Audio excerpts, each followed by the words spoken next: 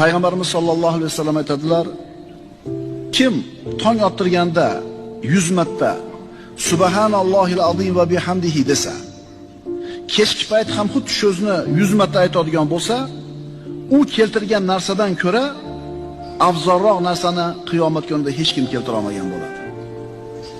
Mana shu kalimani kim aytadigan bo'lsa, qiyomat kunida bironta kimsa u keltirganchalik narsani keltira olmagan bo'ladi. Nima bilan? Kalima bilan.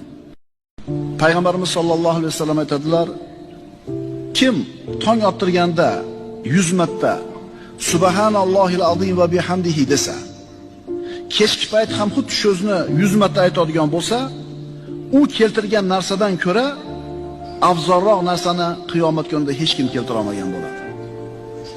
Mana shu kalimani kim aytadigan bo'lsa, qiyomat kunida bironta kimsa u keltirganchalik narsani keltira olmagan bo'ladi.